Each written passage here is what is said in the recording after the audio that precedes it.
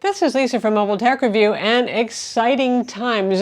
Those of you who watch my channel know that I am fond of folding phones. And what do we have here? For 2021, we have the Samsung Galaxy Z Flip 3 and the Galaxy Z Fold 3 as well. So both of the folding phones here. And the good news, well, here's the good news first, and this covers both phones, and I'll talk about each of them individually in our first look here. Now, I've only had these phones for about 24 hours, like other channels you might have watched at this point, so we'll have in-depth reviews later. But first off, the good news, $200 cheaper than last year's models, both of these. The Galaxy Z Fold 3 is still insanely expensive, though. It's $1799. That said, Samsung and carriers in the United States, and I'm sure around the world, have some incredible trade-in deals, like $1,000 off up to, so it can take some of the pain out of that. And the Z Flip 3 is at that, shall we say, magical $999 price. I say magical because that's kind of your average flagship territory. In fact, some flagships are even more than that. So for people who are thinking, I would love to have a folding phone, something that I could close, fit in a pocket, all that neat stuff, but I don't want to pay more than a Galaxy S21 is going to cost me. Well, now you don't have to. So that's the good news there. Also, on the durability front, Samsung says they've made the inner displays, the ones with ultra-thin glass, the flexible ones that are the most delicate, more durable. Now, from what they've told me, it sounds like it's mostly the top layer, which is the semi-permanent screen protector that Samsung can replace for you if you need to, but you shouldn't replace yourself. So it used to be it would show fingernail dents, it would really grab onto fingerprints, it was gross. Now I've owned both the Z Fold 2 and the previous generation Flip, and I can tell you, they get nasty. So 80% more durable for the Fold and 30% more durable for the Flip. So that helps a little bit for those of you who are like, well, man, that screen protector just looks all nasty really soon. Then you got to send it to Samsung or take it to one of their stores to get it fixed. Okay. The other durability thing is, to me, the benefit isn't really the durability so much as the improvement in looks and in grip.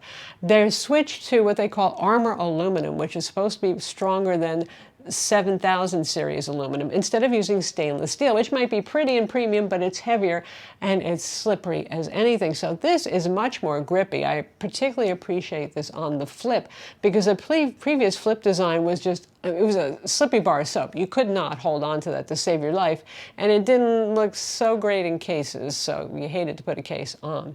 And this year you really hate to because there are some pretty colors.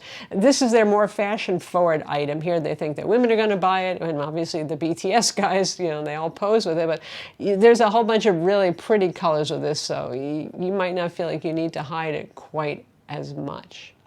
The screen sizes on the interior displays are the same for both of these as they were for the previous generation. So we're looking at a 6.7-inch screen, which is about the same size as an S21 Plus, not bad for the Flip. And for the Fold, you got a 7.6-inch inner display, resolution unchanged. What is new for the Flip, and this is why I'm more excited about it, is they've made more changes here because this one was not as evolved. They've already gone through more iterations with the Fold. But now the outer display, which is this dark area here, is 1.9 inches in higher resolution instead of that little narrow strip. So it's a little bit more like the Moto Razr in terms of functionality. There are widgets that you can have here. You can set always on display so you can see the time and missed calls and stuff. You can have the weather on here, your next appointments, a timer, all that sort of stuff. So it makes it genuinely useful. And I still would pick this over the Moto Razr because it's just a much more durable design compared to the Razr, where you can actually stick a fingernail in and pull the screen up away from the phone. That's never a good idea.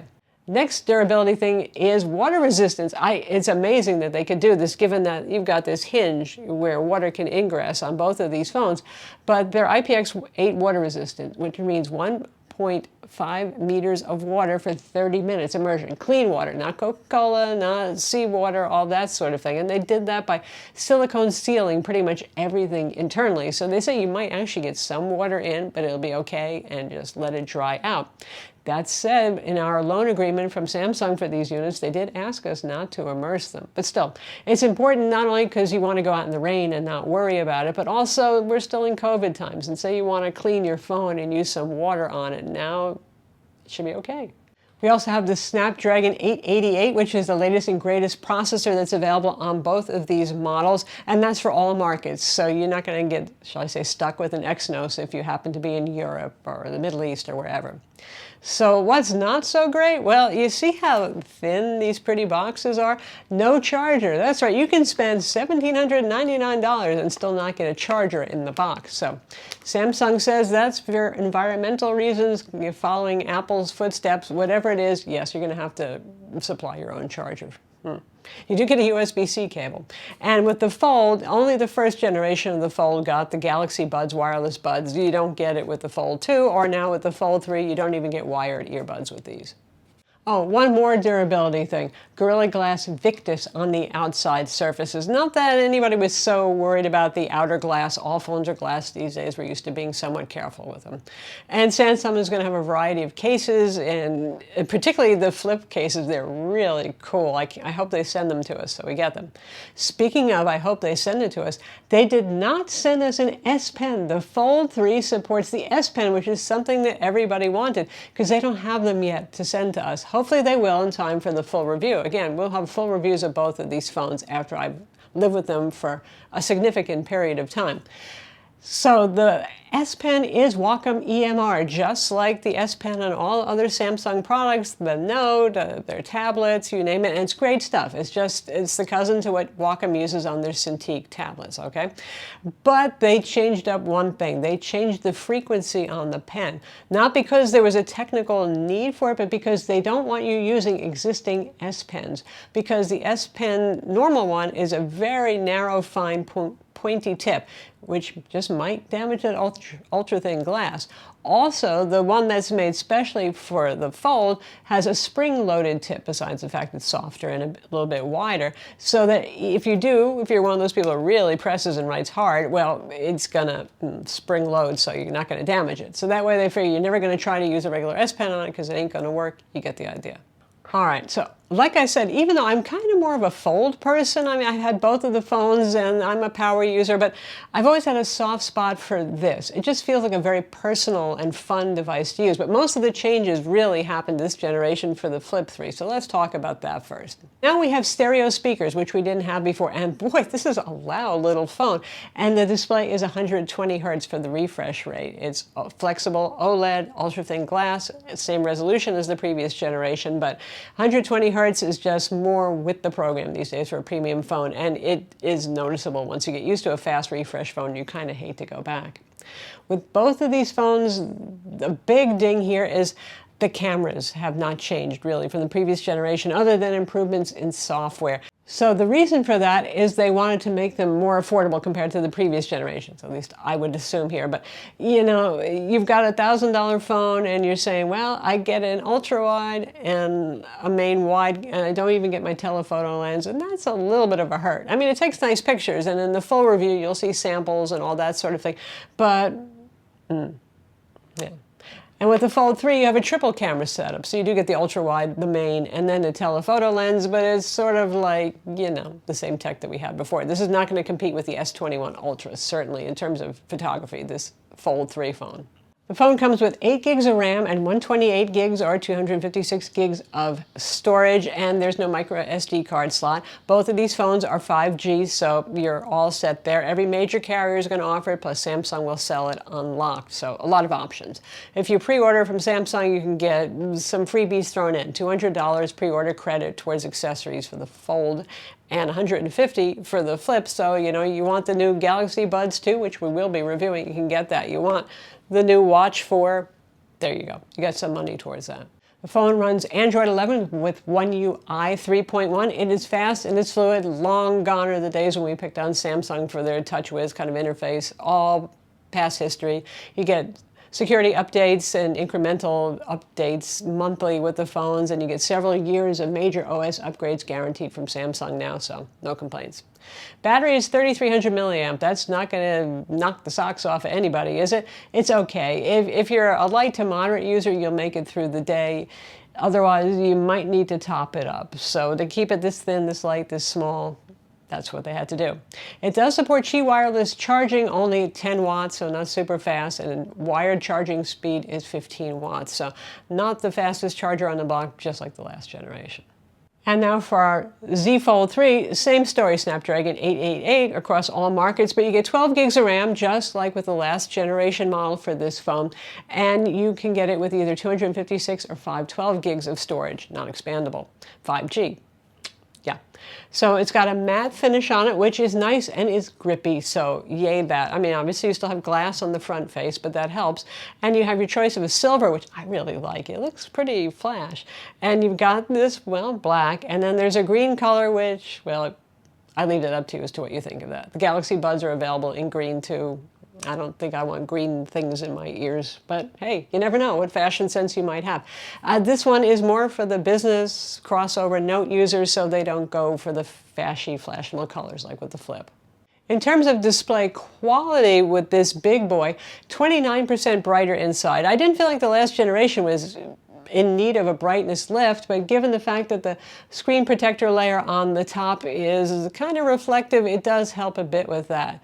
It's a beautiful enough looking screen, to be sure. I would say I think the Z Flip screen is a little bit prettier, a little bit more clarity on it, and definitely an improvement from the previous generation, aesthetically speaking, in terms of what you want to see in a display, which is clarity, color, contrast, all that sort of thing, but nice. And the external display on this is a traditional display, only, well, quite tall and quite narrow. But anything you can do on the inside of the phone, you can do on the outside of the phone, and that's nice. You have a nice, good quality selfie camera on the front face of the phone, rather. But inside, they've switched to an under-display camera for the selfie camera. So, you know, we've seen this tried, and it's a challenge still because you have fewer pixels actually available to the camera, all that. Besides that, I can actually still see the camera pretty easily under the display, but it is less visible than the old way of doing it. The quality, you can see a comparison, and you can just, without us even labeling it, the one that looks not good, that's the under display camera, and the one that looks good is taken with the outer. So thank goodness you can do that. The phone, just like before, supports wireless charging and 25-watt wired charging. So this one's a bit of a faster charge when it's plugged in. And it has a 4,400 milliamp battery inside, which is actually a little bit smaller than the previous generation, which you could say bummer, but I suppose the Snapdragon 888 is supposed to be a little bit more power efficient. So far, I do have to test it more. It seems like battery life is comparable to the last generation, which is to say good. One of the things I liked about the Fold 2 was good battery life. Really, it would last through a day with fairly heavy use. Both of these have fingerprint scanners embedded in the power button on the side of the phone. Just like the Fold 2, it makes you enroll your fingerprint with the phone open, which is pretty weird because I think most of us probably unlock our phone holding it, you know, normal ways, but the fingerprint scanners actually work this time. They were not great in the previous generations, and they work like every time. My only complaint with the Flip 3 is it's very high up. I have big hands and long fingers, and I can't reach it very easily, but it's in the perfect position on the Fold 3. So there you have it, our first look at 2021 folding phones from Samsung. And like I said, I'm a fan of folding phones. It's not just, oh, they're new, but, well, I mean, let's face it, they're kind of new, cool and exciting, but there's use cases for both of these. As a woman particularly, yes, we have smaller pockets and it's the summer and wearing shorts. I mean, this thing just fits anywhere. I tend not to leave my phone behind and it's ringing and I'm like, okay, where's my phone? That's nice. It's just a good looking, easy to handle, not too huge phone, but still a pretty big screen. And with this, obviously, this is a power user's dream. It opens up into a tablet. It's not really much heavier than a Galaxy S21 Ultra.